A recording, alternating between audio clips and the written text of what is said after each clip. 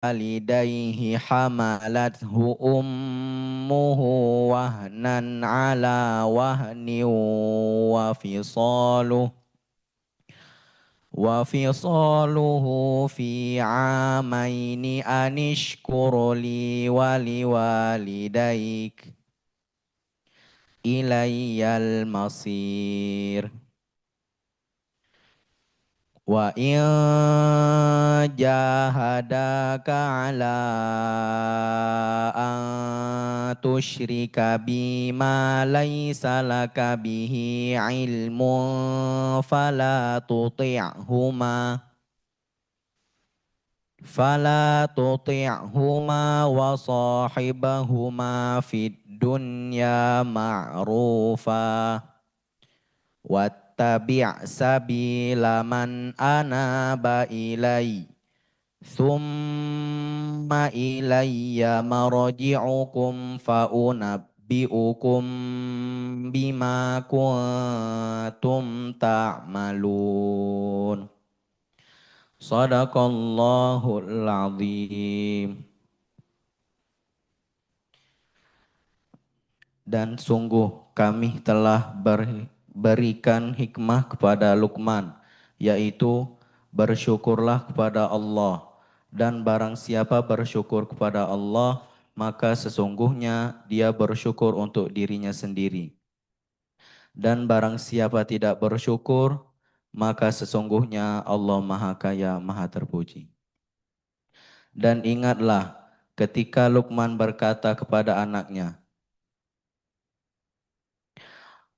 dia memberi pelajaran kepadanya, "Wahai anakku, janganlah engkau mempersekutukan Allah. Sesungguhnya mempersekutukan Allah adalah benar-benar kezaliman yang besar.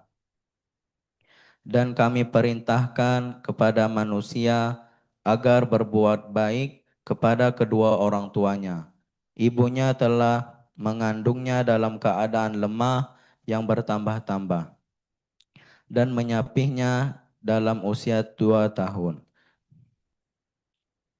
Bersyukurlah kepadaku dan kepada kedua orang tuamu, hanya kepada aku kembalimu.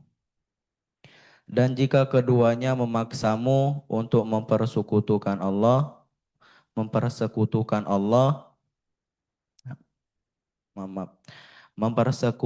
aku dan dengan sesuatu yang engkau tidak mempunyai ilmu tentang itu, maka janganlah engkau menaati keduanya dan pergaulilah kedua di dunia dengan baik. Dan ikutilah jalan orang yang kembali kepadaku. Kemudian hanya kepadaku tempat kembalimu, maka akan aku beritahukan kepadamu apa yang telah kamu kerjakan. Assalamualaikum warahmatullahi wabarakatuh. Sadaqallahul azim wa sadaqa rasuluhun nabiyul karim wa nahnu ala dhalika minasyahidin wa syakirin. Demikian tadi tilawah dari Ananda Azam yang juga dilanjutkan dengan sari tilawah ataupun terjemahnya sebagaimana yang di request Bu Ida minggu lalu ya. Alhamdulillah. Jadi pekan ini ada sari tilawahnya juga Bu. Alhamdulillah Bu Ida. Baik, Bapak-Bapak, Ibu-Ibu, insya Allah kita akan masuk langsung kepada materi kita, yaitu orang tua Qurani di tengah era scroll tanpa batas bersama dengan Al-Ustadz Dr. Daud Lintang SSI MA. Kepada Al-Ustadz Falyatafaddal Mashkura.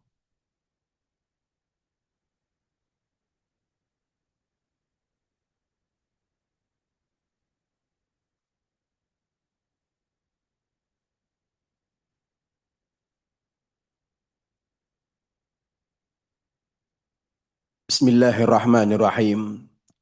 Assalamualaikum warahmatullahi wabarakatuh. Alhamdulillah, alhamdulillahi rabbil alamin. Wassalatu wassalamu ala ashrafil anbiya'i wal mursalin. وعلى آله وصحبه ومن تبعهم بإحسان إلى يوم الدين. أما بعد فيا عباد الله أوصيكم ونفسي بتقوى الله فقد فاز المتقون. Pertama-tama kita bersyukur kepada Allah Subhanahu wa taala dengan mengucapkan alhamdulillahi rabbil alamin. Salawat dan salam kepada junjungan kita Nabi besar Muhammadin sallallahu alaihi wasallam. Mudah-mudahan kita semua yang duduk di tempat ini, ayah ibu kita, keluarga kita, orang-orang yang kita sayangi dan yang telah mendahului kita, mudah-mudahan kelak semua mendapatkan syafaat pada hari yaumul qiyamah.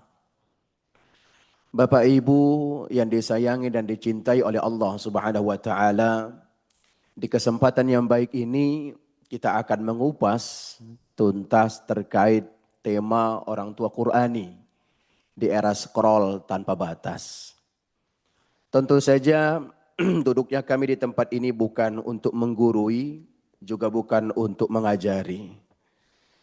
Sebab insya Allah tujuan kita adalah watawasau bil haqqi watawasau bis sabr. Kita saling mengingatkan kepada yang baik, kita saling mengingatkan kepada kesabaran. Sebelum kita masuk ke dalam tema ini, kita ingin sama-sama melihat keadaan hari ini. Kalau kita perhatikan, ada satu ayat dalam Al-Quran, namanya surat Al-Furqan, tepatnya surat ke-25, ayat 74. 1400 tahun yang lalu, Rasulullah SAW telah mengeluh kesahkan tentang keadaan umat di zaman itu sampai yang hari ini, bahkan yang akan datang. Sampai-sampai keluh kesah Nabi itu dipotret dan diabadikan oleh Al-Quran, tepatnya dalam surat ke-25 tersebut ayat 74. Kata Allah, wa qala ar-rasulu, dan Rasul itu berkata, inna qaumi ittakhadhu hadzal qur'ana mahjura. Rasul itu berkata, kata Allah, bahwa inna qaumi, ya Tuhanku, ya Allah, kata Rasulullah SAW, inna qaumi, sesungguhnya kaumku ini, ittakhadhu hadzal Qur'an, mereka sudah mulai menjadikan Al-Quran ini punya jarak antara dirinya dengan Al-Quran, atau ditinggal Al-Quran. Salah satu ayat yang disebutkan oleh salah satu penafsir, namanya tafsir Ibnu Katsir, namanya tafsir Al-Quran Al-Azim. Kalau Rasulullah saja sejak dulu sudah mulai mengeluh kesahkan tentang keadaan umat, itu menunjukkan bahwa Al-Quran hanya banyak dijadikan sebagai hiasan, tapi tidak dijadikan pedoman. Sekedar dijadikan sebagai simbol keislaman. Sekedar dijadikan sebagai simbol agama bahwa dia beragama Islam. Tetapi nyaris tidak dijadikan sebagai pedoman dalam hidup. Coba kita perhatikan, jangankan terkait dengan Al-Quran. Apa saja yang selalu kita gunakan, bahkan yang kita beli misalnya. Sebenarnya selalu ada yang disebut dengan petunjuk teknis penggunaan. Supaya selamat menggunakannya, bisa bertahan lama. Bahkan mungkin dengan menggunakan petunjuk teknis itu tidak akan sesat di dalam penggunaan. Contoh, beli handphone pasti ada pedomannya. Beli motor ada pedomannya. Nyaris semua yang baru selalu ada pedomannya. Begitupun pula kita. Ketika pertama kali kita diciptakan oleh Allah, lahir ke muka bumi, itu sudah ada petunjuk teknisnya. Apa yang harus dilakukan, seperti apa caranya, ujungnya jadi apa, pasti sudah ada. Petunjuk teknis itu adalah Al-Quran dan hadis. Tapi justru seringkali, coba kita perhatikan, berapa banyak orang yang punya handphone tapi dia tidak pernah membaca petunjuk teknis. Sehingga akhirnya lowbat, rusak. Lalu dia berkata, oh handphone ini kenapa cepat rusak? Bukan handphonenya yang problem, tapi yang problem adalah hampir kita tidak pernah merujuk kepada petunjuk teknisnya harus apa yang kita lakukan. Ada satu film ayah ibu hendaku. Film yang dulu selalu tayangnya kalau tidak salah di hari Ahad. Namanya film Dora. Mungkin kalau ayah ibu pernah masih ingat film Dora itu. Kemana-mana dia bawa tas ransel. Apa yang dilakukan di sana? Kalau dia tujuannya ingin mencari pisang, maka dia tidak akan berjalan tanpa membuka peta. Dia buka dulu, dia lihat, oh nanti lurus, belok kanan, lurus lagi. Oh ada pertigaan, nanti saya lihat lagi di sana. Setiap kali dia melakukan perjalanan, begitu dia lihat petanya dan dia melihat titik itu ada persimpangan, dia buka kembali, lalu kemudian dia pelajari kembali sampai dia memutuskan kemana untuk ambilnya. Hadirin, inilah problem utama bangsa ini. Kita nyaris tidak membuka pedoman hidup kita dari Tuhan yang Maha Kuasa. Kita justru buat aturan diri sendiri. Aturan yang membuat kita sendiri jauh dari Al-Quran. Maka akhirnya apa yang terjadi? Akhirnya yang terjadi ini, potret ini. Era ini bagaimana Al-Quran diperlakukan? Akhirnya Al-Quran dijadikan sekedar sebagai hiasan, simbol identitas. Oh dia agamanya Islam. Tahu dari mana? Yaitu di Al-Qur'annya ada. Ya, ada simbol Al-Qur'annya di mobilnya, di kendaraannya, di mana-mana dia punya simbolnya.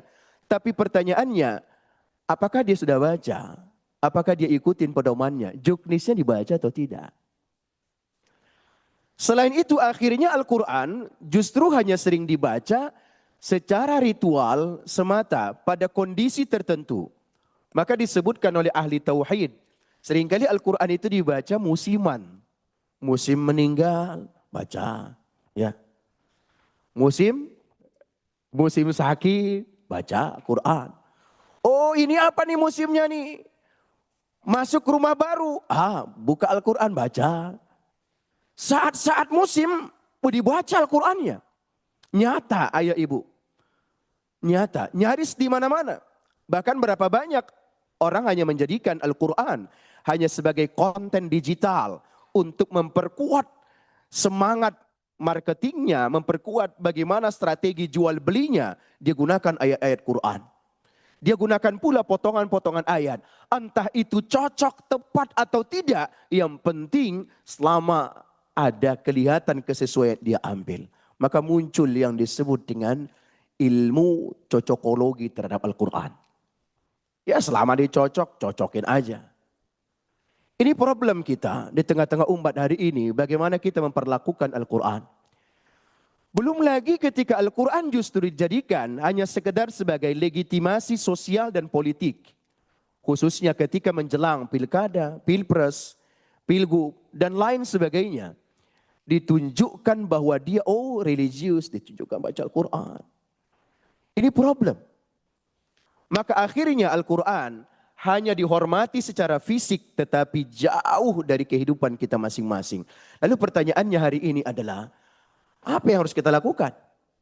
Apa yang dibutuhkan untuk kembali menjadikan Al-Quran ini sebagai model hidup kita? Sebagai prinsip dalam hidup kita. Bahkan kalau tidak ingin sesat, lihat kalau kita masih ingat kepada peristiwa Rasulullah SAW melakukan haji wada'. Kata Nabi, kalian tidak akan pernah tersesat kalau kalian berpegang teguh kepada dua hal. Kitabullahi wa sunnati Rasulillah. Lalu apa yang dibutuhkan? Nah ini dia yang dibutuhkan. Yang dibutuhkan adalah orang tua Qur'ani. Itulah sebabnya tadi ada kritik Al-Quran terhadap sikap umat ini. Yang disebutkan tadi oleh Rasulullah SAW yang dipotret dalam Al-Quran pada surat Al-Furqan tersebut. Bukan Al-Quran karena tidak dibaca. Tapi memang hampir tidak dijadikan sebagai pedoman hidup. Maka ma'asyiral muslimin, yang dibutuhkan yang paling utama bila kita ingin mengembalikan ini sebagai juknis hidup kita, harus dimulai dari orang tua. Namanya orang tua Qur'ani. Coba deh perhatikan. Kami pernah melakukan satu penelitian kecil. Berapa lama sih rakyat Indonesia khususnya memegang gadget atau handphone dalam sehari semalam atau dalam 24 jam. Kesimpulannya ayah ibu, 9 jam dalam satu hari itu adalah rata-rata setiap kita memegang handphone, gadget ataupun medsos. Scroll terus atas bawah, selesai IG buka Facebook, selesai Facebook buka Twitter, belum lagi yang lain, buka lagi awal lagi, bunyi lagi sedikit lagi, buka lagi, nyaris tidak pernah ada selesainya. Yang kita khawatirkan adalah seperti perkataan para sahabat, al-mar'u yamutu ka'adatihi. Ustaz Yusuf pasti tahu artinya nih. Seseorang itu kelak akan diwafatkan sesuai dengan kebiasaannya. Kalau lagi scroll kebiasaannya, matinya dalam keadaan apa tuh? Scroll juga. Kalau lagi main IG atau lagi Twitter atau melihat goyang-goyang di TikTok, ujungnya apa jadinya? Kalau tiba ajalnya pada saat itu, saya mutul mar'u ka'adatihi. Dia akan diwafatkan sesuai kebiasaannya. Ketika kebiasaannya Quran, maka diwafatkan bersahabat dengan Al-Quran. Ketika kebiasaannya bermaksiat, ia diwafatkan dalam keadaan bermaksiat. Jangan salahkan keadaannya, salahkan kebiasaannya. Maka kalau kita lihat ada anak hari ini, ketika mereka terbangun, yang dicari handphone, yang dicari medsos, bahkan berapa banyak ayah ibu berjuang mati-matian membeli dengan harga yang mahal untuk menyiapkan handphone dengan gadget yang mahal untuk anaknya, untuk merusak akhlaknya. Orang tua itu sendiri yang merusak akhlaknya. Orang tua itu sendiri yang merusak moral generasi bangsa ini. Kalau dahulu kita lihat, dulu sebelum muncul fenomena teknologi yang luar biasa hari ini sebagai bagian dari sunnatullah. Bagaimana rumah-rumah umat saat itu? Penuh dengan Al-Quran. Maghrib sudah terdengar bacaan Al-Quran. Isya masih terdengar baca Al-Quran. Kenapa? Televisi, jangankan ada televisi, gadget pun gak ada. Tapi hari ini justru semestinya harus menambah semangat kita untuk membaca Al-Quran kemana saja bisa dengan menggunakan satu aplikasi handphone. Tapi justru sebaliknya, handphone itu menjadi setan yang kita bawa kemana-mana. Ma'asyarul muslimin, maka kata Imam Al-Ghazali, di dalam kitabnya Ihya Ulumuddin fi Mujallad Al-Thalith inda bab adab tarbiyah sibyan. Kata beliau, orang tua Qurani itu orangnya pasti dekat dengan Al-Quran. Mendidik anak, akhlak dan keteladanan. Ustaz, saya ingin sekali menjadikan anak saya anak Qurani. Pertanyaannya adalah, sudah dekat belum dengan Al-Quran? Belum, ya sudah, jangan cita-cita. Ketika kita menginginkan seorang anak yang hafizul Quran, senang sholat, gerakkan, bukan sekedar menyuruh, tapi contohkan. Makanya salah satu di antara dakwah yang paling kuat ajakannya itu bukan dakwah bil lisan, tapi adalah dakwah bil fi'li atau bil hal. Kalau ajakan, ayo nak, yuk udah dengar azan kan, yuk berangkat ya, nanti ayah nyusul, nggak akan berangkat. Lalu kita marahin anak, justru marahin diri sendiri, kenapa tidak berangkat? Ayo nak, jangan main HP, tapi ayah tetap main handphone. Dilihat anak, dilihat ibu. Maka secara tidak langsung ayah sebenarnya sedang memberikan tauladan demikian yang akan ditunjukkan terus di ingatan anaknya. Oh, setiap bangun berarti pasti handphone. Oh, kalau makan berarti handphone. Oh, kalau jalan ya. Oh, berarti kalau jalan itu harus pakai HP. Oh, duduk ya sama orang tua, berarti harus buka HP. Lihat musibah kita. Na'udzubillah. Yang dikhawatirkan adalah yamutus sibyan bal nahnu namutu inda scroll. Itu yang dikhawatirkan. Lagi meninggal, selesai. Mau bilang apa? Ma'asyarul muslimin wa zumratul rahimakumullah. Lalu mengapa orang tua Quran itu penting? Kenapa penting menjadi orang tua Qurani? Jawabannya ada di sini. Dalam surat At-Tahrim, tepatnya juz ke-28, sebelum surat Al-Muluk, ayatnya ayat 6. Kata Allah Subhanahu wa taala, "Qu anfusakum wa ahlikum nara." jaga keluarga, jaga diri. Caranya bagaimana? Caranya adalah dekatkan diri dengan Al-Quran. Ayah ibu, kita akan sulit sekali menjadi tauladan buat anak-anak kalau kita baru sekedar pada lisan. Bahkan tidak akan pernah berhasil lisan kita tanpa ada tauladan. Maka Al-Quran bilang jauh-jauh, hei orang-orang yang beriman aja. Yang setengah iman gak usah. Kata Allah, ya ayyuhalladzina amanu qu anfusakum wa ahlikum nara. Yang beriman, sadarkan bahwa kita hidupnya cuma sebentar. Sadar, ya udah, ingat ya, jaga dirimu dan keluargamu dari api neraka. Kita coba beranalogik sedikit. Kalau seandainya di waktu subuh ini, misalnya terjadi kebakaran dalam rumah, pasti nggak bangunin anak, pasti nggak bangunin istri, pasti nggak bangunin suami, pasti. Tapi pertanyaannya, ketika suara adzan itu tiba, ada pengingat hati-hati dari api neraka yang lebih dahsyat daripada api kebakaran, dibangunin enggak? Kadangkala ada fenomena baru hari ini bagi orang-orang yang berada di pesantren anak-anaknya. Begitu pulang liburan, apa yang terjadi? Kata orang tuanya, udahlah Pak, kasihan jadi pesantren. Tiap hari loh, dia subuh jam 3 bangun tahajud. Udah nanti aja banguninnya. Ntar jam 5-an baru bangun sholat subuh, nggak apa-apa. Lihat toleransinya. Dan ini kenyataan. Maka hadirin yang dimuliakan Allah Subhanahu wa taala, kalau kita sayang kepada keluarga, bukan cuma sekedar mencari kebutuhan nafkah, tidak cukup dengan nafkah dunia ini, tapi yang paling dibutuhkan adalah tetap harus dengan pendidikan iman, dasarnya bersumber dari Al-Quran. Berapa banyak hanya ayah dan ibu mencari nafkahnya, tapi ia lupa memberikan pendidikannya. Semua dimintai pertanggungjawabannya, sementara Al-Quran tidak diajarkan. Maka ma'asyurul muslimin wa zumaratul rahimakumullah. Kenapa tadi harus dari orang tua Qurani? Karena Al-Quran punya keistimewaan tersendiri. Bahkan dalam beberapa hadis disebutkan, kalau dalam satu rumah tidak dibacakan Al-Quran, maka rumah itu bagaikan kuburan. Maka pertanyaannya, rumah kita kuburan atau itu rumah benaran? Tahu dari mana? Coba cek berapa ayat, berapa kali dibacain Al-Quran dalam sehari. Maka Nabi SAW menyebutkan, ya, man kana laisa fi baitihi syai'un min qiraatil Qur'an kal baitil kharib. Siapa yang di dalam rumahnya tidak ada bacaan Al-Quran, maka malaikatnya malas datang, kecuali malaikat Israel, Pak.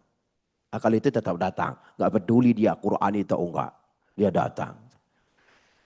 Tapi ketika kita kosong dari bacaan Al-Quran rumah kita, coba cek sampai detik ini kapan rumah kita baca Al-Quran? Kapan? Atau justru saat dulu ketika rumah kita baru ditasyakurin baca Al-Quran? Atau mungkin saat terakhir kali ketika ada yang sakit baru kita bacain Al-Quran? Ustaz nggak bisa bagus bacaannya, tajwidnya makhrajnya nggak benar. Oh, emang siapa suruh sebenar dulu baru baca? Ada ceritanya. Ada seorang kakek, dia mengingatkan pada anak cucunya, lalu dia panggil, nak sini. Kenapa kek? Bacalah Al-Quran, nah, barangkali 1-2 ayat setiap hari. Cucu protes. Lah kalau kakek ngomong enak. Kakek kan paham bahasa Arab, ngerti Qurannya, tahu tafsirnya, tajwidnya bagus, makhrajnya bagus, fasahahnya kakek keren. Ya pantas kakek baca Quran. Kalau aku nggak bisa, jangankan paham, jangankan ngerti tafsirnya, jangankan bahasa Arabnya kek, tajwidnya aja belepotan, bahkan alif yang mana za, sya, zin saja, aku nggak tahu. Lah ngapain aku baca? Entarlah kau udah bisa. Mau tahu jawabannya? Kenapa suruh kakek suruh? Ya maulah. Baik sini nak. Diajak ini anak keluar dari rumah, diajak ke satu tempat yang agak tinggi. Di sana kemudian kakek mengambil satu ember yang kotor, dekil and kumel. Bertanah liat. Kotornya luar biasa. Kakek ambil apa? Ambil paku. Dia tusuk-tusuk tuh dasar si ember. Banyak tusukannya. Ditusuk dari bawah, kotor, dekil and kumel. Lalu dia bilang pada anak cucunya, nak sini. Itu di bawah air sungai kan? Iya. Minta tolong kakek, ambilkan air ke sungai itu yang cepat, lihat jalannya. Nih pakai ember ini. Cucu lihat, ini gak masuk akal nih kakek nyuruh nih. Tapi ya sudahlah, namanya kakek nyuruh pengen tahu jawaban juga. Ya udahlah, baik kek, aku ambil. Dia turun lari, dia ambil air, ya dia celupkan langsung, dia berangkat ke atas, dia berlari. Belum nyampe, habis airnya. Terus dia ulang-ulang. Sampai akhirnya si cucu kesel. Kayak mau ngasih jawaban aja kenapa harus baca Al-Quran. Kalau nggak paham ngapain Pak begini. Ini kan jelas kayak. Itu udah 10 kali udah bolak-balik. Nggak mungkin akan dapat airnya. Kalau kakek emang nyuruh aku ngambil air. Berikan saja ember yang tidak bolong di bawahnya. Akan kuambilkan air yang banyak untuk kakek. Lah kenapa ngasih yang begini nih?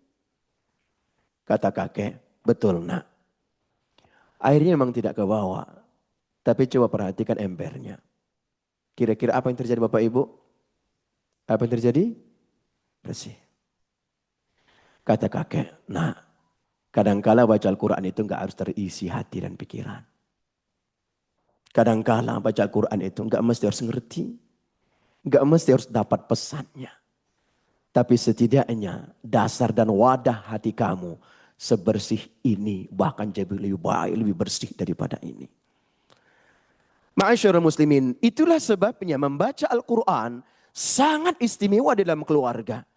Setiap kali kita membaca Al-Quran, maka akan banyak kebaikan yang akan datang. Ke lapangan dalam rumah tangga, malaikat hadir, jauh setan. Maka kalau dalam rumah seringkali ada berantem, konflik hanya gara-gara hal kecil, gara-gara saus tidak ada, marah sama istri, marah sama anak, keluarga, coba cek itu kapan rumah terakhir kali baca Al-Quran. Kadangkala konflik itu tidak selalu datang karena kurang manage keluarganya, tapi karena mungkin hatinya sedang sangat sempit sekali. Maka ayah ibu yang disayangi Allah Subhanahu wa taala mungkin mendengar tausiah tentang Al-Quran hal biasa. Tapi pertanyaannya, sudahkah biasa baca Al-Qurannya dalam rumah? Maka Al-Quran mengatakan, bahkan Rasulullah SAW mengatakan, sumber rezeki, sumber ketenangan, keberkahan hidup, sumber kecerdasan seorang anak ada pada keterbiasaan kita membaca Al-Quran. Jangan pernah target akan hafal itu Al-Quran kalau tidak pernah target untuk istiqomah membacanya. Makanya kalau ada orang yang hafal Al-Quran, dia pengen, ada orang nanya, Pak gimana caranya hafal Quran ya? Bu gimana caranya hafal Quran? Jangan ceritain padanya, oh teorinya begini, terus nanti begini. Berat, apalagi 30 juz Pak, berat. Ya, terus gimana caranya? Satu caranya, bersabar saja datang untuk belajar, untuk ngaji. Insya Allah sampai kok. Problemnya hari ini apa yang terjadi ayah ibu? Banyak teori, seabrek-abrek. Teknisnya, strateginya banyak sekali. Tempat-tempat untuk menghafal Al-Quran. Baitul Ufat, Masya Allah. Kithir, bal akthar. Banyak sekali. Tapi pertanyaannya, sekalipun itu banyak, strateginya keren, teorinya banyak, metodenya hebat. Tapi kalau tidak sabar untuk datang mengajinya, baca Qurannya, sampai tidak? Tidak akan. Maka ayah ibu yang dimuliakan Allah Subhanahu wa taala, sampai Rasulullah SAW itu pernah memperumpamakan orang-orang baca Al-Quran. Ya, saking pentingnya nih baca Al-Quran. Coba lihat, ada berapa tuh? Ada 4 perumpamaan. 1, kalau orang mukmin dia baca Al-Quran, itu perumpamaannya seperti utrujah, sejenis jeruk, tapi buah ini nggak ada di dunia. Nah, kalau penasaran harus pulang nanti kita. Baca aja yang banyak sekarang, ngaji, ya baca. Terus aja baca. Nanti dapat utrujah kok. Hadirin yang disayangi Allah Subhanahu wa taala. Bagaimana itu buah utrujah, sejenis jeruk? Aromanya luar biasa. Ada jeruk yang masih jauh kita jaraknya itu udah tercium. Ya, karena ada Bapak Ibu ya. Bayangkan kalau itu nanti di surga. Sudah wanginya luar biasa, aromanya keren menyengat, rasanya enak sekali. Itu adalah orang yang mukmin dan baca Al-Quran. Lalu bagaimana potret seorang mukmin tidak baca Al-Quran? Itu seperti kurma. Kurma itu nggak ada baunya sama sekali, ya kan? Nggak ada. Tapi kalau dimakan terasa manisnya, mengenyangkan dan ada serat rasanya. Tapi wanginya nggak ada. Itu perumpamaan orang mukmin tidak baca Al-Quran. Lalu orang munafik saja kalau dia baca Al-Quran, orang munafik kadang-kadang sholat, kadang-kadang enggak, kadang-kadang zikir, kadang-kadang enggak, kadang-kadang sedekah, kadang-kadang enggak, kadang-kadang baik dia, kadang-kadang enggak. Itu saja yang kadang-kadang, tapi dia baca Al-Quran itu mirip seperti royhana atau kemangi Arab, wanginya luar biasa aromanya, walaupun rasanya enggak ada. Walaupun isinya nggak ada, nggak mengenyangkan juga. Tapi wanginya dahsyat. Berbeda dengan orang yang munafik, lalu nggak baca Al-Quran. Itu mirip buah anzola. Buah anzola itu berduri, tidak ada baunya, malah menyengat, busuk. Tapi kemudian pahitnya dahsyat. Itu anzola. Nah, pertanyaannya, kita mau perumpamaan yang mana dalam hidup kita nanti? Ayah ibu yang dimuliakan Allah Subhanahu wa taala, ada satu hadis Rasulullah SAW menyebutkan, Iqra'ul Qur'ana fa innahu ya'ti yaumal qiyamati syafi'an li ashabihi. Terjemahan logiknya itu yang mudah begini. Pengen nggak nanti punya syafaat-syafaat? Pengen nggak punya pengacara nanti kalau pulang? Pengen. Kita kan banyak dosanya nih. Ini yang soleh-soleh kelihatannya pakai peci ini, ya pakai jubah, ini banyak dosanya nih. Maka nanti kalau kita pulang ke negeri akhirat, siapa yang membela kita mati-matian? Al-Quran. Maka pesan kami, pesan Al-Fakir adalah, kalau butuh pengacara handal nanti di hari kiamat menghadapi Allah Subhanahu wa taala dengan dosa dan kekhilafan kita yang bawa ini, siapkan bacaan Al-Quran dan hafalan terbaik dan terbanyak. Makin banyak yang kita baca, makin berkualitas yang kita baca, diamalkan dengan saking banyak, semakin banyak hafalannya. Itu artinya semakin keren integritas pengacaranya. Semakin keren profesionalisme pengacaranya. Tapi kalau hanya baca apa? Ya ikro aja, ya begitulah nanti pengacaranya itu lemot. Gak ada yang perjuangin. Maka ya ibu yang dimuliakan Allah Subhanahu wa taala, dampak rohani kita ketika kita baca Al-Quran, hati kita itu mestinya harus merinding, pikirannya merinding, hatinya merinding, badannya merinding. Sekarang hari ini coba kita lihat, berapa banyak orang yang terkadang membaca Al-Quran, dia dengarkan Al-Quran, tapi justru terkadang diabaikan. Bahkan ada yang merasa terganggu. Mirip seperti suara azan. Ada juga yang merasa terganggu. Makanya dalam hadis dikatakan, satu-satunya yang berlari tunggang langgang, terbirit-birit, bahkan terganggu dengan bacaan suara azan dan Quran, itu siapa? Setan, iblis tuh. Jadi kalau ada tetangga model begitu, enggak lebih daripada iblis. Kalau ada yang begitu berkoar-koar di media, itu iblisnya sebenarnya. Makanya coba lihat dalam Al-Quran. Ketika banyak orang sudah merasa bersalah, maka dia banyak bertanya-nya tuh. Makanya kata Al-Quran, ya la tas'alu an asya'in. Ya, jangan selalu banyak nanya-nya. Yang suka protes tuh, biasanya nggak jauh-jauh dari iblis tuh. Maka na'udzubillah min dzalik. Ayo hadirin, lapangkan hati dan pikiran kita, sentuh hati pikiran kita dengan baca Al-Quran. Maka bacaan Al-Quran yang indah, itu membuat hati kita gemetar. Ingat kepada Allah, maka hati menjadi lembut. Dengan begitu, anak-anak pun hari ini kenapa keras wataknya? Kenapa karakternya kok berat banget ya? Karena dibentuk oleh karakter TikTok. Karena dibentuk oleh karakter IG. Karena dibentuk anak-anak perempuan hari ini dibentuk oleh karakter Dracin. Oh, Dracin nih. Biasanya yang hafal. Pernah lewat mungkin di beranda itu. Drama Cina. Makanya bentuknya begitu.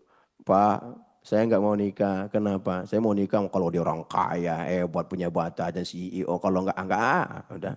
Ini hafiz Quran, nak. Dia dekat dengan Allah. Dia sholat subuhnya luar biasa. Nggak bisa nggak makan Pak dengan sholat. Kadang-kadang problem terajin nih. Hari ini Pak demikian terjadi. Bahkan berapa banyak anak-anak hari ini hampir tidak taat lagi kepada ayah ibunya. Karena dia mengatakan, oh ini kan hak asasiku. Orang yang ngurus hak asasi saja salah, gimana mau benar? Ya, yang ngurus hak asasi aja, itu aja melanggar. Bagaimana umat ini akan jauh lebih baik? Bukan ekonomi yang selalu melulu yang harus diperbaiki. Perbaikin akhlakul karimah. Kalau akhlakul karimah melalui Quran membaik, semua membaik. Problem besar bangsa kita ini diantaranya adalah nyaris tidak pernah mengakui tentang kesalahannya. Nyaris tidak pernah mengakui tentang kebodohan dirinya sendiri. Semua seakan merasa lebih pintar, hebat semua. Kenapa? Itulah ajarannya TikTok, IG, Facebook, medsos. Tapi kalau Al-Quran mengajarkan, kalau kamu punya dosa, taubatlah. Apalagi kalau kita ceramah ayah ibu. Bapak ibu semuanya, ceramah hari ini disampaikan oleh Ustaz Daud Lintang tentang tema kematian. Bilangnya apa? Ya mati, tentang kematian lagi. Tentang sodakoh lagi. Tapi kalau bicaranya hari ini tentang bagaimana cara memperoleh rezeki terbanyak. Oh banyak itu Pak. Banyak itu yang hadir. Karena pikirannya rezeki. Padahal baca Al-Quran itu salah satu penyebab sumber rezeki. Orang-orang yang belajar yang sungguh-sungguh, anak-anak yang belajar di pesantren baca Al-Quran, itu salah satu penyebab rezeki menjadi lancar. Siapa bilang kebaikan itu tidak mendatangkan rezeki? Tidak harus bekerja dengan tenaga menjadi rezeki. Bahkan membaca Al-Quran, mempelajari ayat-ayat Allah Subhanahu wa Ta'ala, itu juga bagian dari cara kita memperoleh rezeki. Ma'asyarul muslimin, zumratul rahimakumullah. Ini nih yang menjadi fokus kita. Lalu apa tipsnya Pak Ustadz? Supaya bisa putar balik nih. Jadi orang tua Qurani lagi. Gimana caranya? Ini tipsnya nih. Tips simple ini. 4 aja. 4 tips judulnya ingat. Scroll seperlunya. Qur'annya selengkapnya. Memang hari ini sudah sulit kita untuk mengatakan udah nggak usah pakai HP. Gimana? Orang kalau kampus wajib pakai HP. Kalau nggak pakai HP nggak tahu informasi, nggak tahu ini. Wah semua akan dicari alasan. Setan itu maha pintar setan. Maha pintar. Maka karena sulit kita menghindari kemajuan teknologi ini. Karena dia bagian dari sunnatullah. Maka yang bisa dilakukan adalah scroll seperlunya, Quran sebanyaknya. Ya, caranya pertama bagaimana? Tuh, ya, yang sebelah kiri ayah ibundaku. Pertama, scroll wahid wa ayah wahidah. Wah itu, apa itu? One scroll, one ayat. Coba buat komitmen itu. Ustadz, kalau one scroll, begini cepat banget Pak Ustadz. Ya udah deh, toleransi dulu deh. Scroll sampai kamu habis tuh seneng dengan IG-mu. Udah sebelum pindah ke scroll medsos berikutnya, baca dulu, ngaji dulu ya. Berapa ayat? 1 ayat aja. 1 ayat. Oh Pak Ustadz lama baca Qur'annya nih. Lama bukanya, belum bukanya lagi. Nyita waktu. Ya sudahlah. Kalau memang bagimu lama buka Qur'annya, aplikasinya lama, apalagi cari Qur'annya. Cari alasan lagi tidak wudu. Ya sudahlah. Kau suka-suka surat apa senangnya? Al-Ikhlas Pak Ustadz. Ya sudah, setelah scroll IG sebelum pindah ke berikutnya, silakan baca Al-Ikhlas aja dah. Itu aja dulu, baca Al-Ikhlas. Oh Ustadz kepanjangan, saya sukanya nun. Janganlah pelit banget, pelit betul. Bacalah nun wal qalami wa ma yasturun. Ada tuh, segitu aja kata Pak Ustadz. Enggak apa-apa. Tidak apa-apa. Yang penting sudah memulai kebiasaan one scroll, one ayat. Ustaz saya muda, nggak ingat saya itu. Apalagi buka Qur'annya lama Pak Ustaz. Ya apalagi saya belum punya wudhu Pak Ustaz. Ada aja alasan itu nanti. Ya sudahlah baca apa? Alif Lam Mim. Lah, dah? Ah, udah, enggak apa-apa dah. Enggak apa-apa. Enggak apa-apa. Yang penting dapat pahala 30. Kan satu huruf 10. Lumayan lah Pak. Daripada baca IG, buka IG, berapa pahalanya tuh? Enggak ada. Nah ini adalah metode yang harus kita biasakan kepada anak-anak. Nak, kamu boleh scroll tapi one ayat. Kamu boleh scroll Al-Ikhlas sekali. Kamu boleh pergi makan satu Al-Baqarah. Wah jangan, berat Pak. Oh kalau itu, asar. Oh, Pak, boleh enggak? Apa? Boleh enggak jajan? Minta dong 50.000. Boleh, nak. Baca Al-Ikhlas 2 kali. Keren Pak. Butuh pendidikan model ini. Butuh pembiasaan.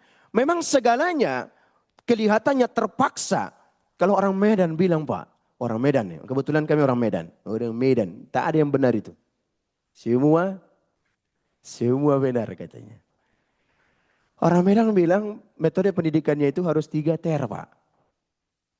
3 ter. Ter apa pertama? Terpaksa.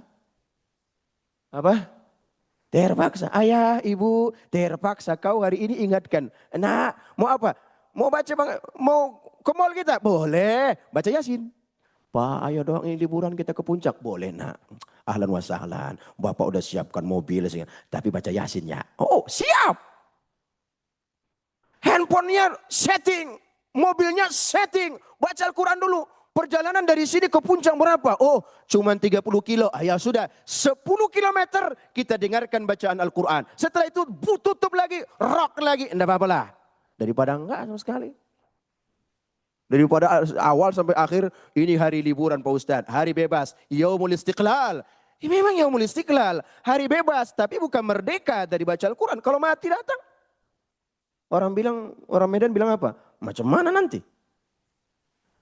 Ustadz cuma sebentar aja kan Pak Ustadz.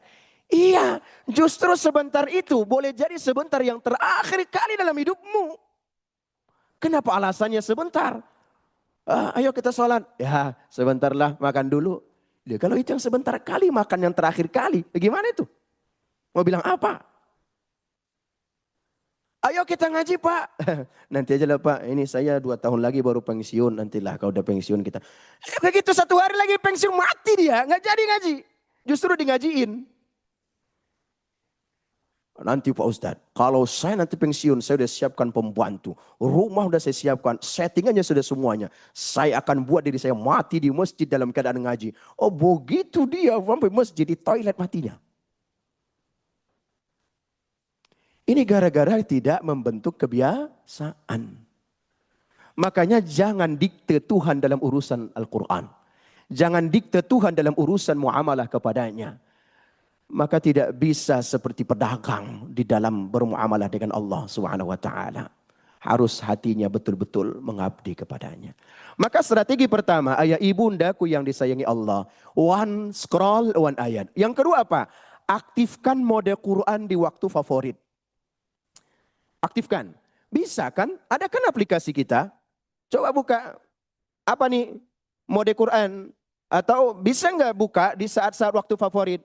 Kapan waktu favorit? Katakanlah waktu duha, waktu makan siang, waktu istirahat sebentar, maghrib. Setting. 5 kali dalam sehari setting. Tulis di situ. Hai bro, guys, baca Quran ya. Tak pakai bacanya. Tulis di situ, baca Quran ya 2 menit aja.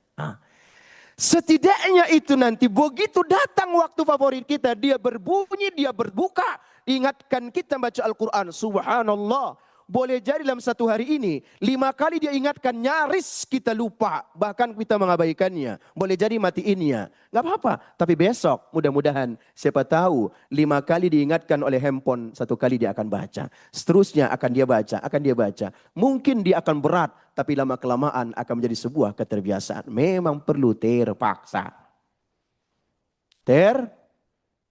Ingat-ingat ayah ibu. Terpaksa. Kalau udah terpaksa nanti lama-lama jadi terbiasa. Kok kau ngaji? Ya udah terbiasa. Nggak nyita waktu. Ya udah terbiasa. Kok pakai sarung sih ke masjid? Ya udah terbiasa. Nggak akan menyita waktu baginya. Maka bagi siapa sih orang-orang yang merasa tersita waktunya karena ngaji, tersita waktunya karena dia sholat berjamaah, bagi yang tidak terbiasa. Kalau sudah terbiasa, dia kan tidak akan merasa tersita waktunya. Justru dia mengatakan, oh, udah fashion hidupku begini. Dari dulu dimarahin Pak Ustadz terus di pesantren ya nggak apa-apa ya beginilah jadinya. Kok nggak ngerokok sih? Bukan karena ketidakkesehatan, tapi kenapa? Udah terbiasa Pak, dulu nggak ngerokok. Sehari-hari ini coba lihat, kadang-kadang anak bisa lebih kencang rokoknya balapan mirip kereta api dengan ayahnya. Ya, kalau nggak berhenti macet atau nabrak, kira-kira begitu ya, nggak akan berhenti tuh. Kenapa demikian? Ini potret hidup kita hari ini. Sementara kita ingin bangsa kita baik, ya generasinya begini, ayah. Coba lihat, nih duduk kita di sini nih. Ini usia, ya saya nggak betul. Usia, mana anak-anak generasi bangsa ini? Yang jadi presiden di masa yang akan datang di mana ini? Yang akan jadi menteri masa yang akan datang di mana nih? Masa mau sekolah lagi dalam jeruji? Gimana ceritanya? Maka ya ibu yang dimuliakan Allah Subhanahu wa taala, yo aktifin mode Qur'annya di waktu favorit. Anak-anak sini semua. Ayah mulai hari ini menetapkan, menimbang, memutuskan dan menetapkan. Apa tuh? Tidak akan memberi uang jajan kecuali semua keluar dari rumah ini dalam keadaan baca Quran. Oh ya, kan ayah nggak bilang baca Quran 1 juz. Yang penting baca Quran. Akhirnya ada anak yang cerdas. Daripada ku tanya ayahku nanti dikasihnya 1 surat, mending ku baca 1 ayat. Bismillahirrahmanirrahim. Apa dia baca? Wal asr. Ayah, aku udah baca Quran, uang jajan. Loh, kamu udah baca? Udah, apa tadi baca? Wal asr. Oh iya. Boleh nggak? Boleh, mulai saja. Kita tidak akan ada liburan kecuali ada mode Quran. Pengingatnya boleh jadi handphone, boleh jadi ayah yang mengingatkan atau boleh jadi ibunda yang mengingatkan. Ayah ibu, kesuksesan anak kita, anak bertauhid itu berasal dari Al-Quran. Bukan, coba lihat ayah ibunda ini. Kami mendirikan satu pesantren di daerah Gunung Sindur, Kecamatan Gunung Sindur, Rawakalong. Itu 4 materi saja. Quran, bahasa Arab, hadis arba'in, kemudian fikih. Tapi coba lihat pesantren hari ini, berapa pelajarannya Pak? Hampir 21 sampai 27 pelajaran per pekan. Tanya dia, bisa apa? Ya begitu dah Pak Ustaz. Bisa bahasa Inggris? 50-50. Bisa ini? Ya 50-50. Semua 50. Kapan 100%-nya? Semua 50. Belum lagi masuknya mahalnya luar biasa. Kejar-kejaran. Bahkan ayah ada yang malu masukin pesantren anaknya kalau bayarnya tidak lebih dari puluhan juta. Malu dia. Kenapa? Enggak berkualitas. Hei, yang berkualitas itu bukan bayarnya. Yang berkualitas itu anak bisa apa? Ini, maka naudzubillah min dzalik, ayah ibu yang dimuliakan Allah, enggak perlu gengsi dengan pendidikan yang harus mahal biayanya. Tapi coba kita lihat pembentukan keterpaksaan menjadi keterbiasaan. Pada finalnya nanti, kalau sudah terbiasa, ujung-ujungnya menjadi ternikmati. Kau suka kau tidur di atas karpet itu nggak ada kasurnya? Udah ternikmati Pak Ustadz. Di sini pun aku bisa ngorok. Loh, kamu kok? Saya Pak Ustadz nggak bisa tidur kalau nggak di atas kasur Pak. Kalau saya di sini sakit badan saya Pak. Malah, wah anak orang kaya ini. Itu semua muncul dari keterbiasaan. Maka coba ubah polanya hari ini. Coba Nabi SAW lihat. Begitu beliau bangun dari tidurnya. Ya, bekas-bekas tidur di badannya pun tampak membentuk lukisan. Lah anak-anak sekarang saking asiknya, sayangnya ayah pada anak-anaknya. Nggak bangun Pak. Nggak bangun. Ini jam 6 lewat 12. Bangun kan nih? Inilah yang menjadi PR besar kita menjadi orang tua Qur'ani. Maka ayah ibunda, yang ketiga adalah hafidh ala silsilatil Quran. Kejar strike Quran, bukan strike medsos. Strike banget, yes, strike. Tapi strike-nya strike Quran. Kalau kamu bisa baca Al-Quran, membuka Al-Quran 2 jam saja sehari. Atau jangan usah 2 jam, sejam saja sehari. Udah keren sekali. Ahli surga insya Allah. Ah, banyak ayat dan hadis yang menyebutkan barometer ahli surga itu bukan karena banyaknya bacaan Qur'annya, tapi boleh jadi karena konsistennya dia baca Al-Quran. Hari ini kita sholat subuh berjamaah. Andai saja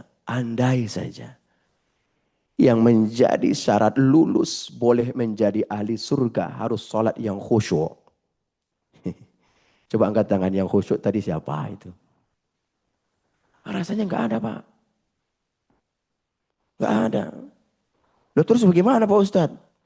Ustadz panitia surga? Bukan panitia surga.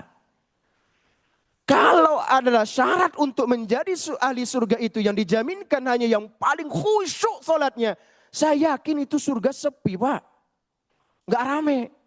Tapi karena yang salah satu menjadi ukurannya adalah bukan khusyuknya, tapi semangatnya berjalan ke masjid, bersabarnya tetap datang, terbangun di waktu pagi.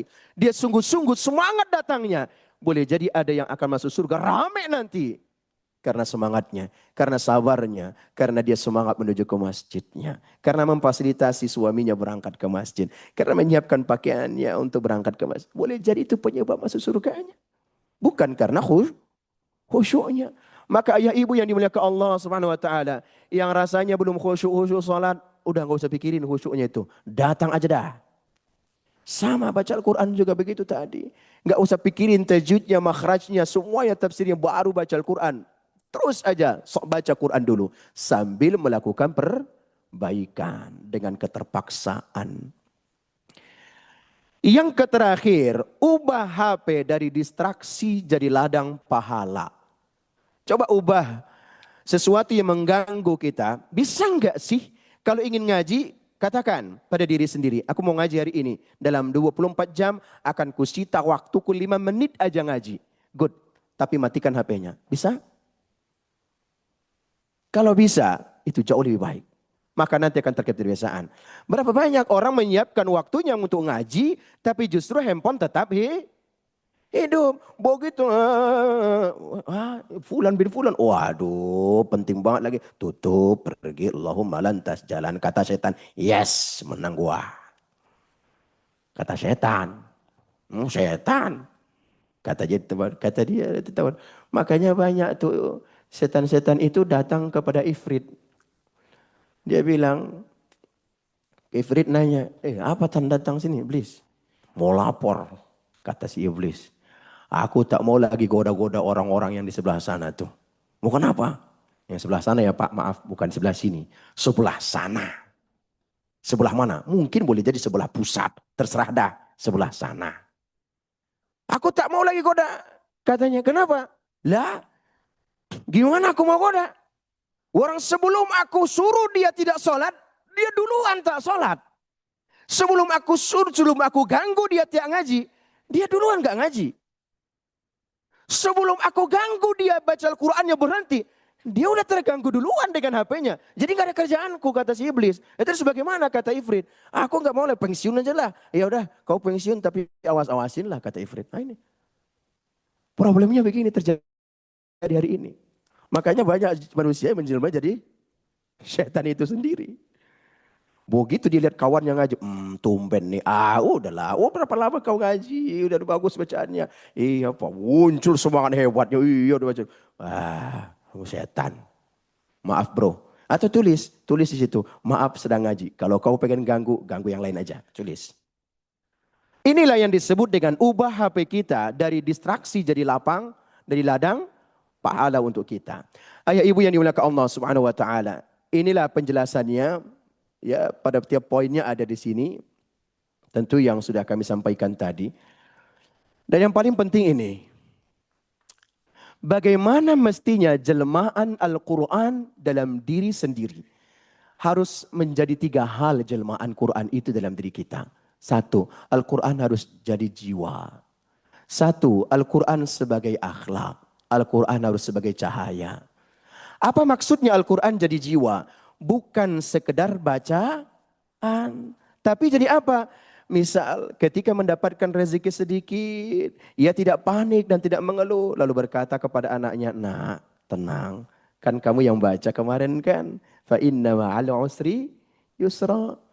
Kok sulit lagi ya Pak? Iya, setelah ini jangan lupa nak, sulit lagi loh. Jangan digituin. Kok sulit ya Pak? Memang sulit, memang pantas kau sulit. Jangan, jangan begitu. Kok sulit ya Pak? Karena Allah sedang mempersiapkan yang mudah. Kok berat ya Pak? Karena Allah sedang mempersiapkan yang ringan. Kok hari ini saya menangis terus Pak dengan masalah ini? Ya, karena Allah sedang menyiapkan sesuatu yang lebih indah nak untuk kamu. Sabar nak, enggak sekarang. Lihat Nabi Musa alaihi salam saja yang memiliki gelar taklima. Taklima itu yang bisa langsung bicara dengan Allah Subhanahu wa taala. Bahkan Nabi Musa saja disuruh belajar oleh Allah Subhanahu wa taala ke seorang nabi. Andaikan saja dalam perjalanan bersama seorang nabi itu, Nabi Khidir ini, ya, ditunjukkan sejak awal kenapa harus membolongin kapal, kenapa harus membunuh seorang anak, kenapa harus mendirikan bangunan yang reot. Pasti kalau sejak awal diinformasikan kepada Musa alaihissalam, Musa nggak akan protes. Betul? Musa tidak akan mengeluh. Musa tidak akan berkata, oh kenapa kamu lakukan ini? Kamu telah membunuh sesuatu yang tidak boleh. Kata Khidir alaihissalam, innaka lan tastati'a ma'iyya sabra. Kamu nggak bisa bersabar. Bisa nggak sih nanyanya? Kamu udah kasih tahu tadi. Jangan tanya-tanya sampai aku jelaskan sendiri. Ayah ibu, begitulah hidup kita hari ini. Maka ubah mindset kita. Quran harus jadi jiwa. Kalau ada yang berkata anak kita, Pak, nilaiku hari ini kecil banget di sekolah. Nggak apa-apa nak. Kecil nggak jadi masalah. Yang penting pengakuanmu kecil hari ini jauh lebih besar bagi ayah nilainya. Wah itu apresiasi. Maka itu namanya nilai Qur'ani yang di dalam jiwa kita melekat. Quran sebagai akhlak, jangan sekedar sebagai ilmu. Di mana-mana dikaji Al-Quran. Bahkan maaf, di fakultas-fakultas usuluddin, fakultas tentang tafsir, hadis, dikaji Al-Quran. Bolak-balik. Banyak yang hafal Quran, tapi banyak juga yang masuk penjara. Betul enggak? Enggak perlu disebut lah ya. Nanti list aja sendiri. Betul enggak Pak Ustaz ini? Ceklah. Ada juga yang hafal Quran, tapi tempat nongkrongnya di mana? Di ruko. Tempat nongkrongnya di mana? Tempat maksiat. Kok bisa ya Pak Ustaz? Jangan tanya dia. Tanya dirimu, kamu di mana? Ini pula yang sering terjadi dalam fenomena umat ini. Ketika ada orang yang melakukan kesalahan, kita justru sibuk mencari penyebab orang kenapa demikian. Yang mestinya kita sibuk adalah saya akan di mana nanti ketika begini nih. Na'udzubillah min dzalik. Maka Al-Quran harus jaga akhlak kita. Tidak sekedar ilmu. Bukan hanya sekedar majelis ilmu. Tapi harus menjadi dimensi kehidupan kita. Yang terakhir, Quran sebagai cahaya. Mungkin ada juga dalam hati. Yes, terakhir kata Pak Ustadz. Mudah-mudahan cepat pulang. Insya Allah kalau ini saya yakin yang baik ini. Nggak ada iblisnya itu insya Allah. Amin. Al-Quran sebagai cahaya maksudnya apa? Al-Quran membimbing keluarga menuju Allah Subhanahu wa taala. Saat mengambil keputusan, sebelum mengambil keputusan anak mengambil keputusan mau menikah, ayo baca Al-Quran dulu nak ya, kita baca Al-Quran dulu. Sebelum beli rumah, KPR mungkin, ya sebelum mari kita baca Quran. Mau beli mobil, iya. Sebelum keputusan mengambil mobil kita baca Quran dulu. Mau kemana? Mau berangkat ke Surabaya Pak? Buru-buru, ya barangkali 3 menit aja. Yuk Sita ya waktu duduk kita ngaji dulu 3 menit sebelum berangkat. Bisa Pak. Bisa ayah ibundaku. Hanya pertanyaannya mau atau tidak. Nah kemudian maka ujungnya dari apa yang kita sampaikan ini. Orang tua Qur'ani itu adalah manusia yang bertauhid. Lihat dalam Al-Quran. Ketika dahulu Nabi Ya'qub alaihissalam. Nabi Ya'qub ini siapa? Ayahnya Nabi Yusuf alaihissalam. Mudah-mudahan suatu hari kita bertemu Nabi Ya'qub, Nabi Yusuf. Amin. Pengen cepat enggak Pak? Oh, jangan dulu ya. Jangan dulu. Pokoknya amin ya Allah kami pengen ketemu. Jangan sekarang. Apa kata Nabi Ya'qub alaihissalam ketika dia merasa usianya sudah mulai habis. Limit nih usia. Dia kumpulkan semua anak-anaknya. 11-12 orang. Kumpulin semuanya. Setelah dikumpulin, apa kata dia? Ya bunai, ya anak-anakku, ya bani. Hei anak-anakku. Ma ta'buduna min ba'di. Nah, Ayah rasanya usia udah mulai dekat-dekat nih. Udah mulai KO nih. Nanti kalau ayah meninggal dunia, kira-kira siapa yang kalian sembah? Semua serentak menjawab menggunakan fi'lul madhi ala jama'. Dalam bentuk jama'. Qalu na'budu ilahaka wa ilaha abaika Ibrahim wa Ismail wa Ishaq. Semua serentak menjawab, tenang ayah. Kami semua pastikan akan menyembah Tuhanmu, Tuhan Ibrahim, Tuhan Ismail, Tuhan Ishak. Jangan khawatir ya, kami akan menyembah Tuhan yang Maha Kuasa dengan berserah diri. Subhanallah. Potret orang tua yang berhasil sebagai orang tua Qur'ani, orang tua bertauhid dan anak-anak bertauhid. Tapi hari ini, kalau udah mau dekat mati itu ayah di rumah sakit, panggil anak. Nah, kamu baru usia 25 tahun, belum nikah juga, gimana lah nanti kamu ini kalau ayah meninggal. Yang dipikirin itu Pak.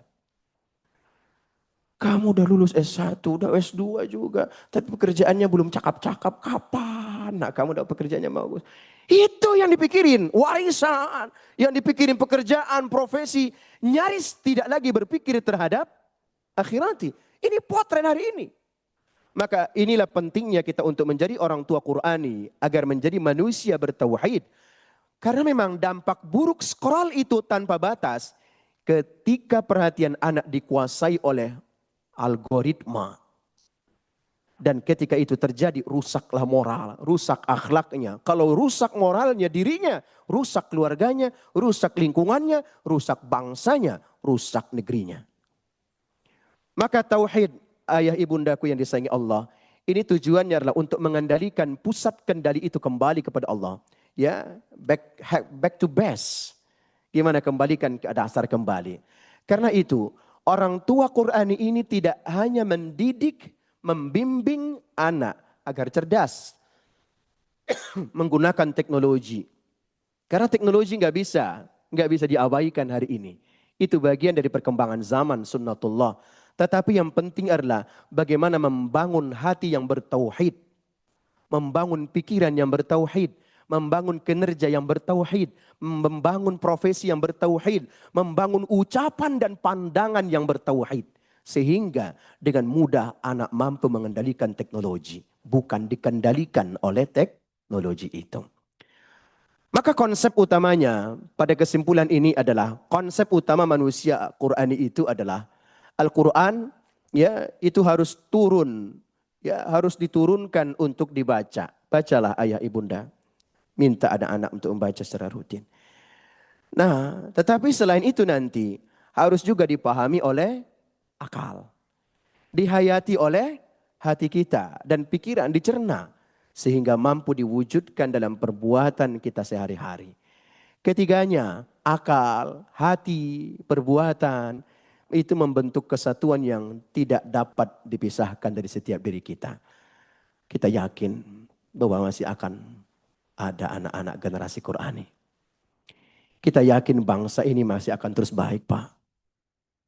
Dalam kondisi yang hari ini kurang baik-baik saja, jangan hanya ngomel pada diri sendiri. Berdamailah dengan keadaan. Karena potret pemimpin RT RW itu adalah potret rakyatnya di RT RW itu. Saya nggak nyebut yang di atas-atas. RT RW. Terserahlah yang atas sebelah mana kek. Tapi yang pasti itu potret kita. Cerminan rakyat itu sendiri. Jadi jangan terlalu banyak ngomelnya. Coba omelin diri kita sendiri. Perbaiki keadaan. Perbaiki generasi muda kita. Dengan kelak menjadi manusia bertauhid Qur'ani. Maka insya Allah kita tercerahkan masa depan hidup kita. So di pertanyaan terakhir adalah, sudahkah siap kita menjadi orang tua Qur'ani? Siap ayah ibu? Siap. Insya Allah. Mudah-mudahan dimudahkan Allah Subhanahu wa ta'ala. Kita mendoakan anak-anak generasi bangsa kita seperti persis dalam Al-Quran. Surat yang Rabbana habla min azwajina wa dzurriyyatina qurrata a'yun waj'alna muttaqina imama. Mudah-mudahan kita jadi pemimpin yang bertakwa. Demikian dan terima kasih. Pengen sebenarnya materinya lebih panjang lagi, tapi pengen cepat juga kita mempraktekinnya insyaallah. Aqulu qawli hadza wa astaghfirullah li wa lakum. Assalamualaikum warahmatullahi wabarakatuh. Waalaikumsalam warahmatullahi wabarakatuh. Barakallah Ustadz Daud Lintang. Baik Bapak Ibu, kita buka sesi tanya jawab. Siapa yang mungkin perlu atau ingin bertanya terkait dengan bagaimana agar kita bisa menjadi orang tua yang Qurani, menjadi akong yang Qurani, menjadi eyang yang Qurani, ya kan? Nah, menjadi papa yang Qurani, menjadi mama yang Qurani, Masya Allah. Silakan dari bapak-bapak atau ibu-ibu, silakan angkat tangan, nanti mic akan berjalan menuju yang angkat tangan. Iya, tampaknya di belakang ada. Oh, dari ibu-ibu dulu. Wah, ini oke, baik. Silakan ibu-ibu, sudah ada mic di sana? Ya.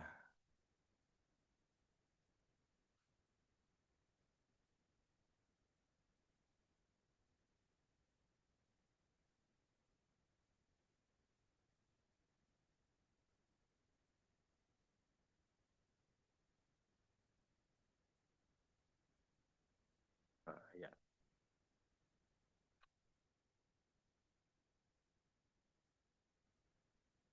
Terima kasih Pak Moderator. Sekalian terima kasih sudah memenuhi permohonan saya. Kitab suci kita diikuti oleh Sari Talawah. Terima kasih Pak Moderator. Assalamualaikum warahmatullahi wabarakatuh Pak Ustaz. Waalaikumsalam.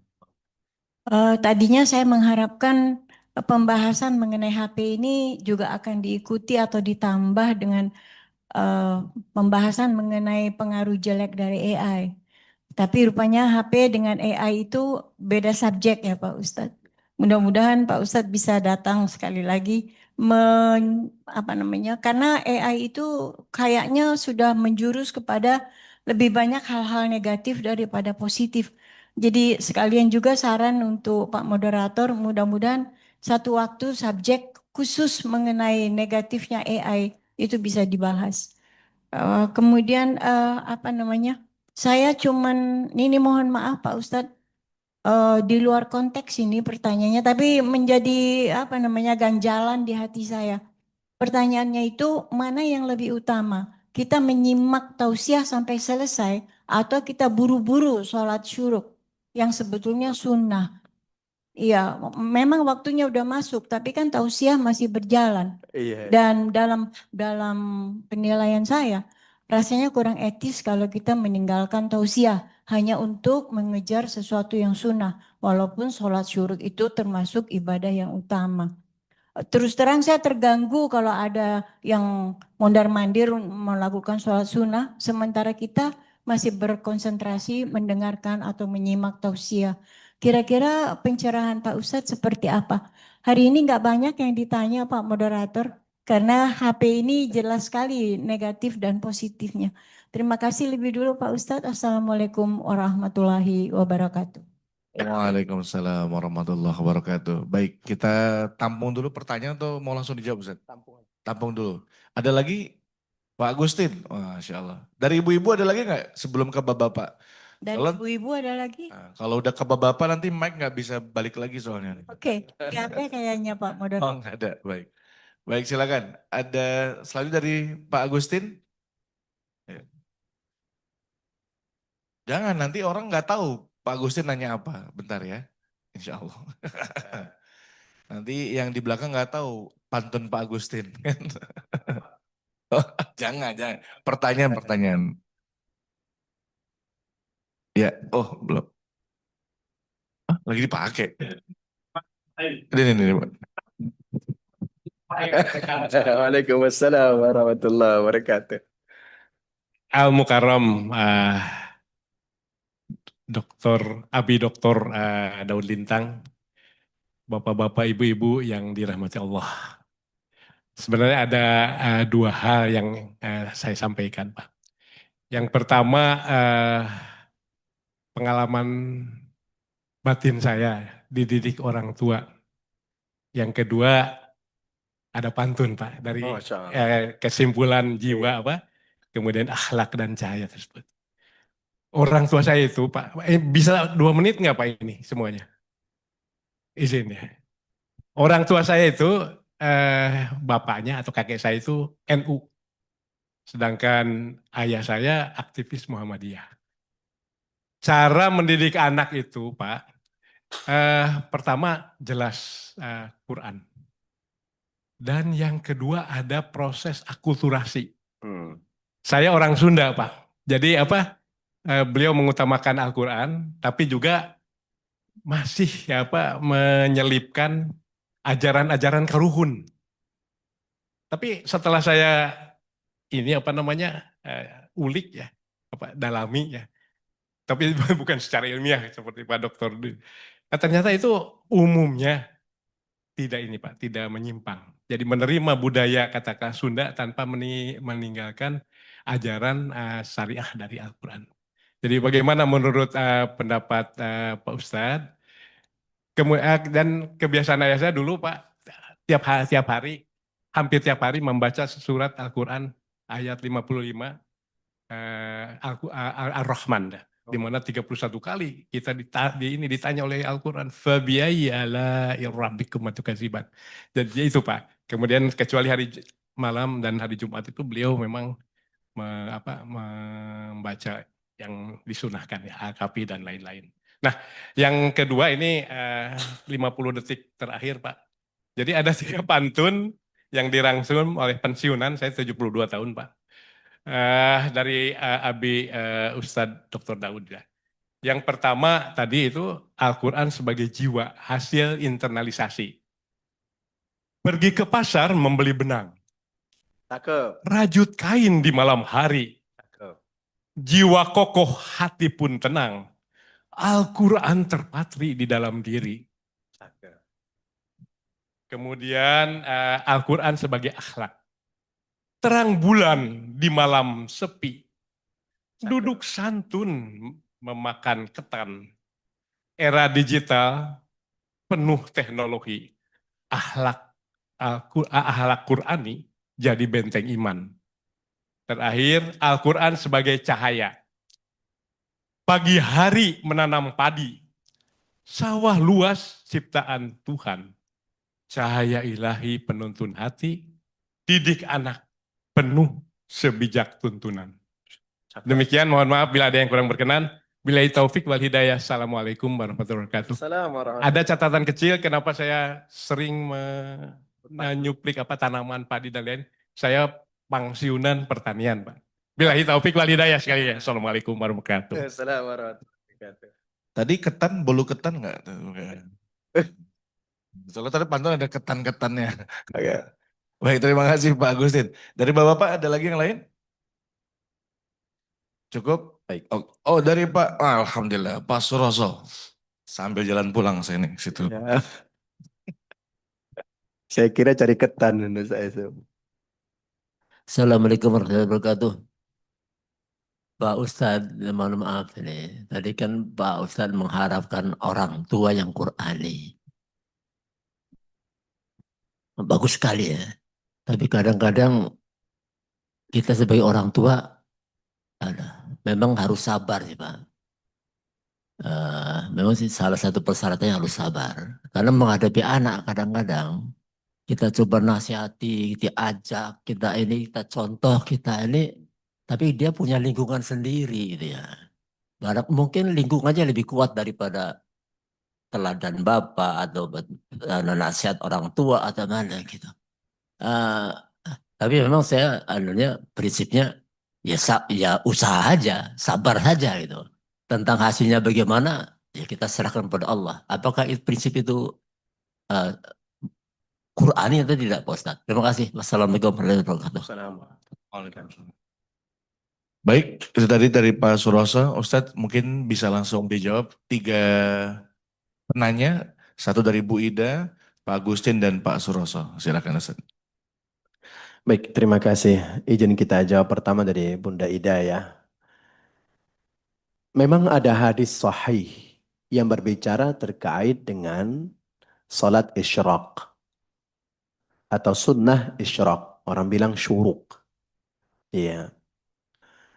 Rasulullah SAW kama yaqul, beliau mengatakan bahwa ketika seseorang salat subuh berjamaah, harus berjamaah. Ya, kemudian dia duduk berzikir atau membaca Al-Quran atau melakukan kegiatan apa saja yang baik di mata Allah Subhanahu wa taala. Lalu tiba waktu syuruk dia salat 2 rakaat. Maka pahalanya seperti orang yang berhaji. Mabrur, mabrur, mabrur. 3 kali lagi mabrurnya. Kalau kita berangkat haji 2 kali, 3 kali belum tentu mabrur. Tapi ini disebut mabrur, mabrur, mabrur. Karena saking beratnya melakukan itu. Namun betul juga kata Bunda Ida tadi. Karena pengen mendapatkan yang mabrur, pengen juga dapat yang ngajinya, pengen juga dapat sholatnya. Akhirnya gimana caranya? Dijamak. Ya, dijamak. Nah, kalau kita ingin telisik sedikit dari sisi ilmu fikih, boleh atau tidak? Kalau dalam konteks ilmu fikih boleh. Tidak pernah ada larangannya. Dan itu tepat. Tapi dilihat dari konteks ilmu tauhid, benar enggak? Benar. Karena masih berada dalam batasan yang disebutkan oleh Nabi SAW, masih berzikir, majelis ilmu, baca Al-Quran, tepat. Tidak ada yang salah. Nah, yang sedikit perlu kita luruskan adalah terkait dengan hubungannya atau korelasinya dengan ta'lim muta'alim namanya. Ta'lim muta'alim itu terkait dengan akhlakul karimah. Ya. Apakah ada problem di sana, etis atau tidak etisnya? Dan kira-kira seperti apa di zaman dulu?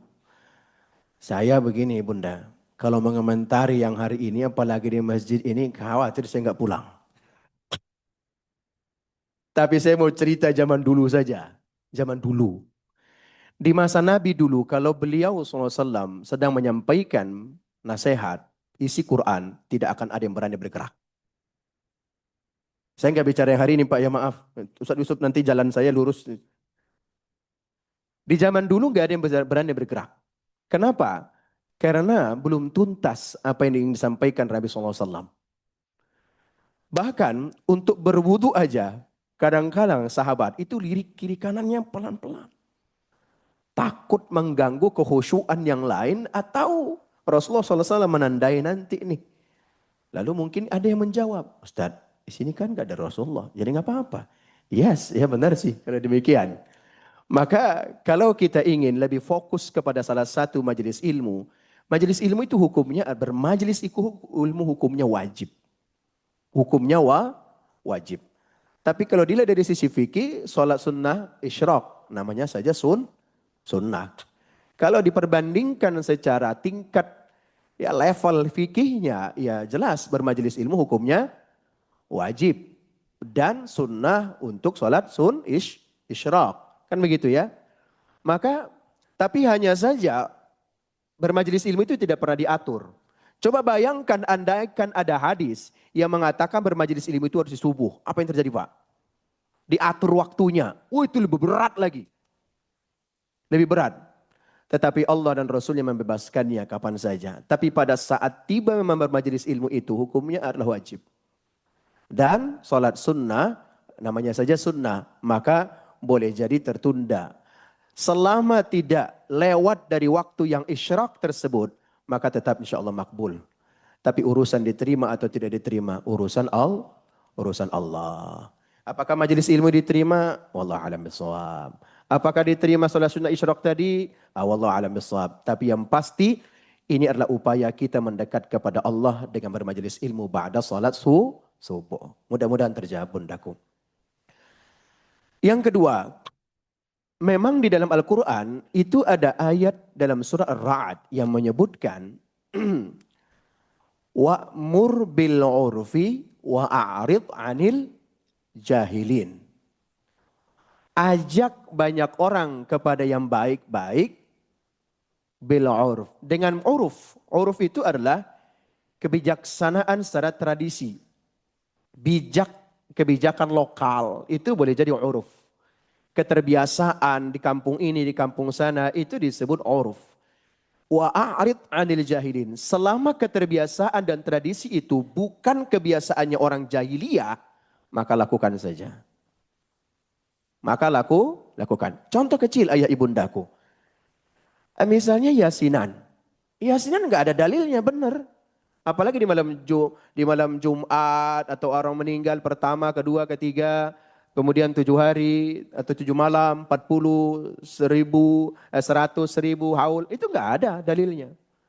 Justru kalau kita korelasikan, justru dulu orang-orang Hindu itu yang melakukan ya kebiasaan hari-hari itu demikian. Tapi isinya ini berbeda. Yang diisi adalah dengan Al-Quran. Maka boleh atau tidak? Boleh, selama tidak mendekati kepada kejahiliahan. Kecuali saat itu minum-minum, ngerumpi, fitnah, menceritain tetangga, itu baru masalah tuh. Itulah yang disebut bid'ah tuh. Ya. Wah, walaupun yang Ustadz sampaikan ini katanya, wah ini Ustadznya bid'ah ini bukan. Terus mau bagaimana? Mau nyuruh orang-orang yang ngaji setelah orang meninggal itu mau bubarin? Tidak. Kenapa demikian? Karena keterbiasaan itu, tradisi itu, selama itu baik, wa'mur bil urf. Urf bijaklah, maafin aja. Enggak perlu menjadi masalah. Tidak perlu menjadi problem bagi kita selama dia tidak pasang kemenyan saat ngaji, amanlah. Ya. Tapi kalau sudah macam-macam yang lain, sebelum ngaji potong dulu ayam, darahnya taruh di pinggir-pinggir. Itu bermasalah kalau itu. Nah itu, maka 4 prinsipnya dalam hal keterbiasaan atau tradisi di kampung-kampung kita. 1, tidak mendekati kepada kebiasaan jahiliyah. 2, tidak mengisinya dengan sesuatu yang dimurkai oleh Allah Subhanahu wa taala.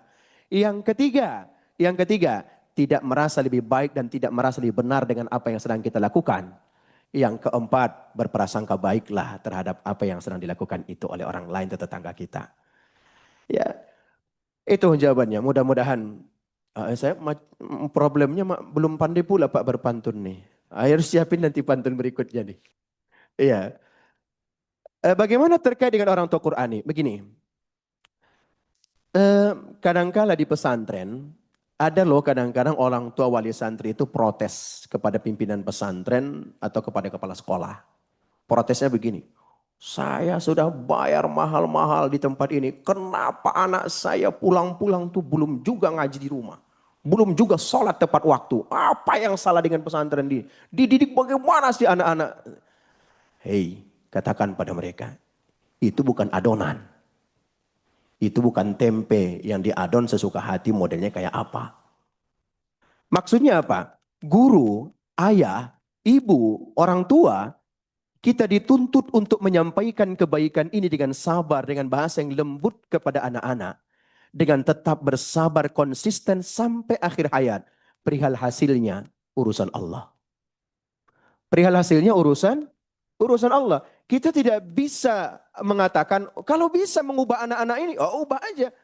Ubah, ini hafal Al-Muluk, hari ini hafal Al-Muluk. Semua diumumkan, hari ini siapa yang datang ke Masjid Az-Zikri, pasti hafal Al-Muluk. Enggak bisa. Ayah, ibu kita hanya diminta sebagai orang tua Qurani, agent of change untuk anak-anak kita. Selebihnya, insya Allah kita mudah-mudahan sudah punya alasan kuat di hadapan Yang Maha Kuasa. Kenapa dia begitu? Tuhan, dulu telah kuajak dia. Telah berbusa pikiranku, hatiku, mulutku untuk mengajaknya. Tak pernah bosan ya Allah. Allah Maha tahu satu hari. Allah Subhanahu wa taala tidak akan membebankan satu dosa kepada kita kepada sesuatu yang telah pernah kita kerjakan dengan baik dan tulus. Ya, maka kalau ada prinsip kemarin di pengajian Bapak, ada ibu-ibu nanya saya, Ustaz, saya belum menikah. Ibu-ibu, kenapa udah tua umur berapa kira-kira? 50 tahun tapi belum menikah rupanya.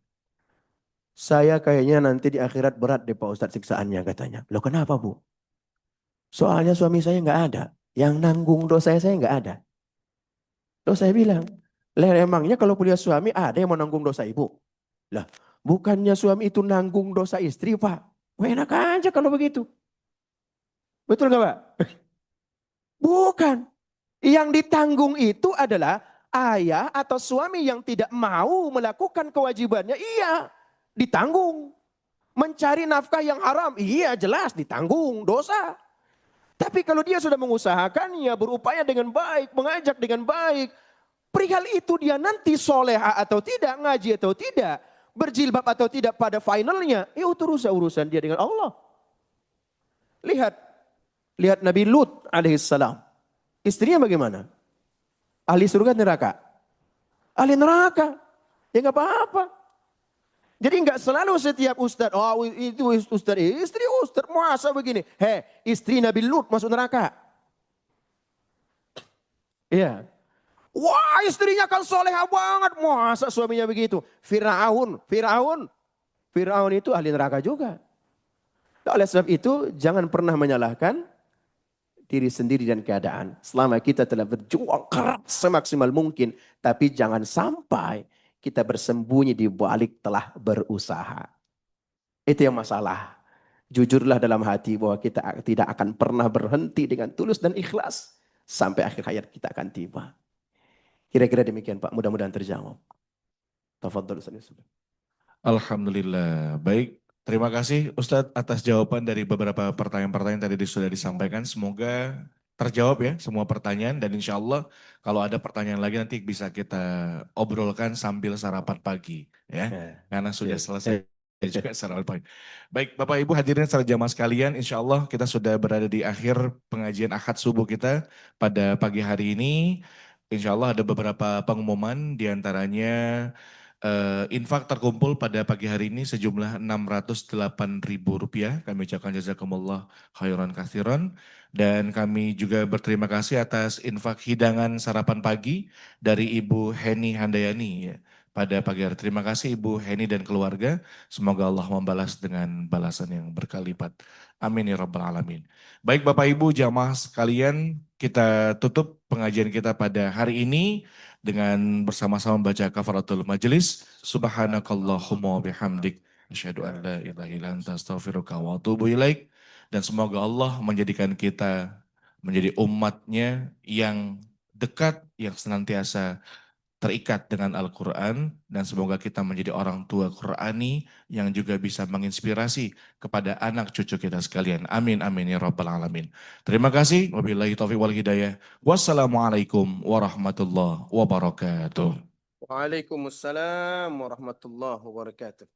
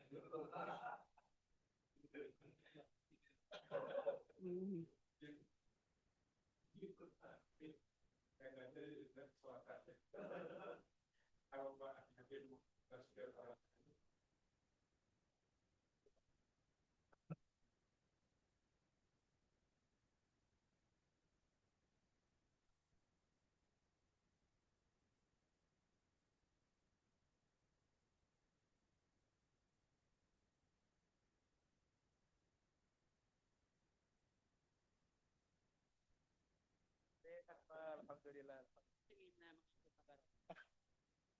Iya mentong dah kan. Dicuil-cuil sotik ulang bahan tu cuil dah kan.